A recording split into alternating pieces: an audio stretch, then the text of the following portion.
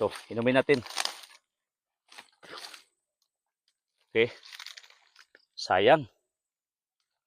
Pero gusto ko uminom sa puno.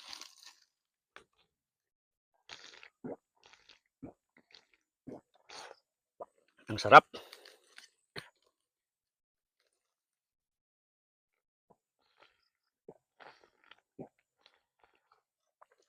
Inom tayo mga kabro.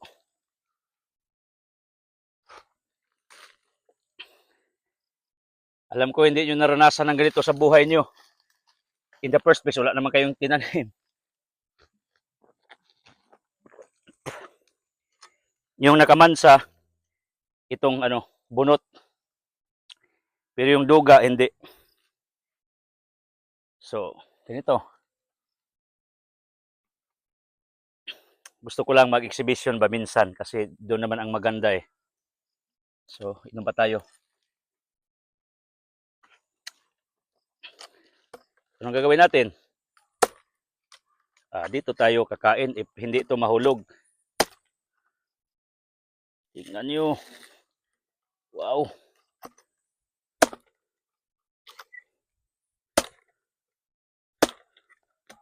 Hirap.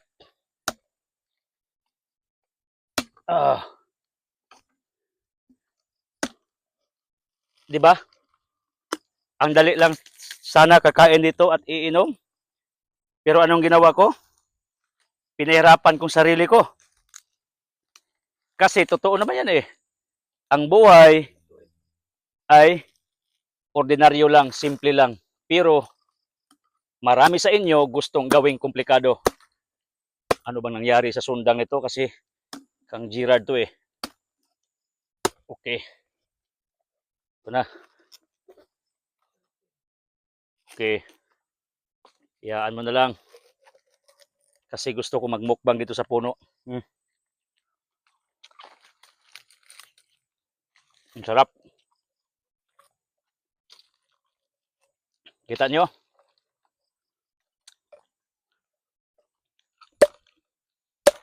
Wala naman sigurong gumagawa ng ginawa ko nito ngayon na hindi ko kinuha yung bunga kasi gusto ko kainin dito sa puno. For the first time, sinubukan ko ng uminom sa puno. Tingnan nyo. Fresh. Kasi magnanakaw ko noon, alam ko anong gagawin. Gawa tayo ng kutsara. Ito lang. Pag madiskarte ka sa buhay, magtagumpay. Pero pag hindi, sitting pretty, kasi gusto mo ng easy life, wala ka talagang mararating. So, pakita mo, Tors. Ang sarap. Tingnan mo.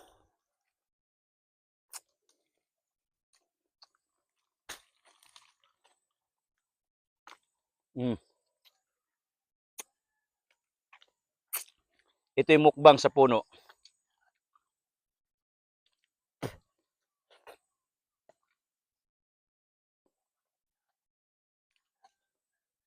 Presko.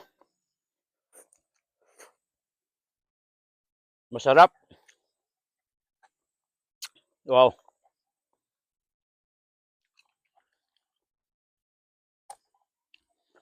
Sana ang inyong gustong abutin ngayong taong 25 maabot nyo tulad ko ba? Huwag yung hiyaang hindi nyo magawa ang gusto nyo. Kasi wala namang magdesisyon sa buhay nyo, ikaw naman. May mga tao nga, nakakita ito, alam ko, ibabasa ko. Sabi nila, bakit mo pinaharapan yung sarili mo? Mayroon kang body shaming? Kasi, tinitira nyo yung tiyan ko. May hyper kasi ako. Nag-gym kasi ako eh. Pero sa ngayon, gusto kong gamutin yung hyperacidity ko. Hindi ako pwede mag-fasting. At hindi ko rin pwede na iiwas sa mga meals upang ako ay papayat ng papayat.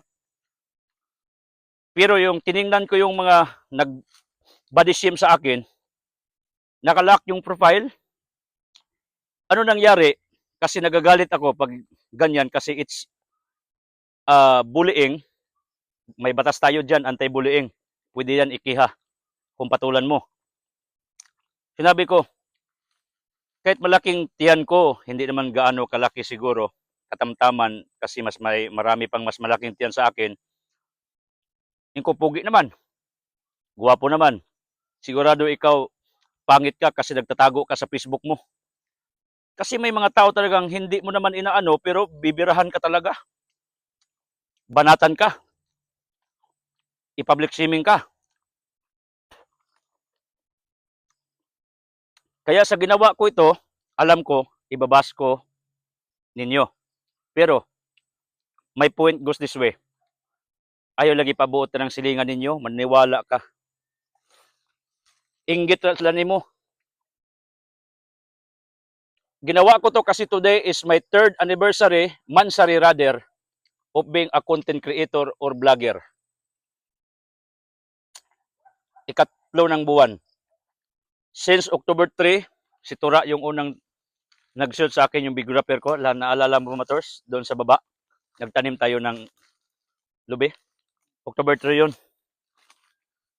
Then, 3 days after, birthday ng anak ko, yung nasa Heaven, month of Rosary. From 2,300 na followers, ngayon I have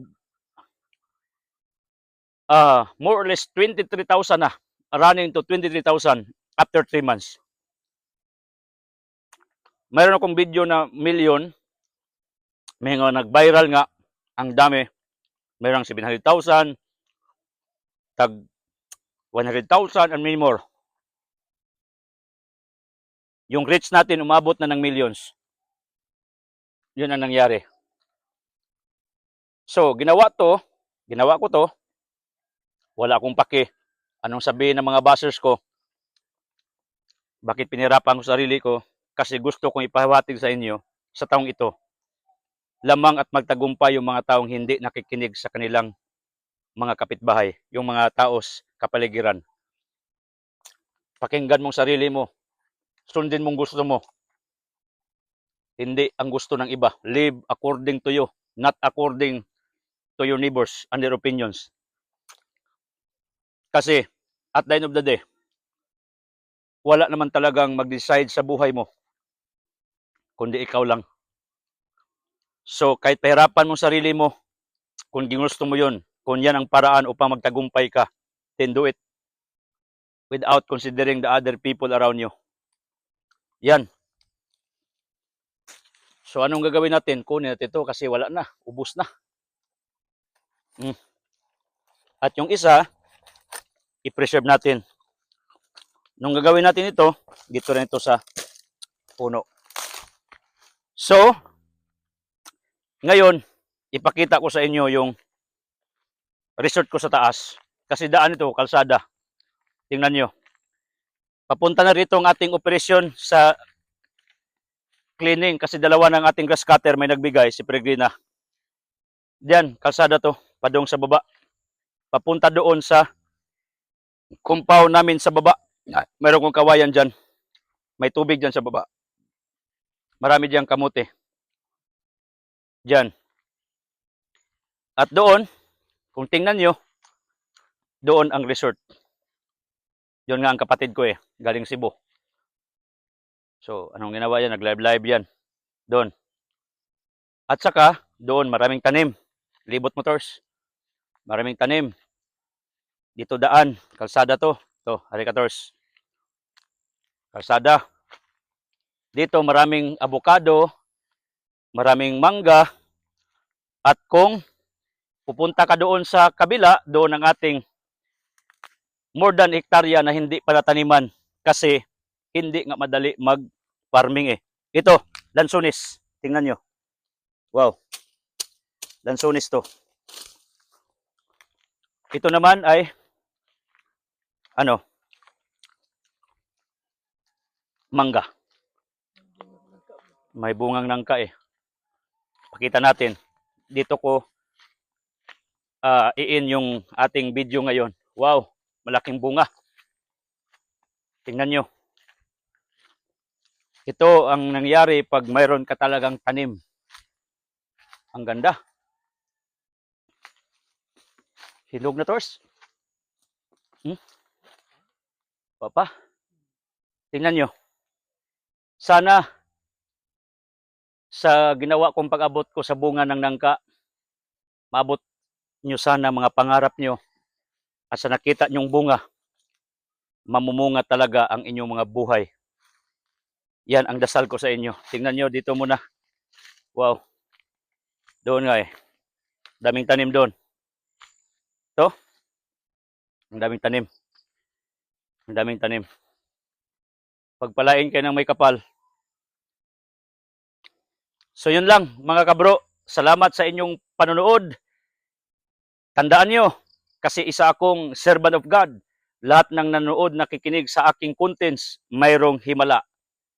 Tanggapin mo yon.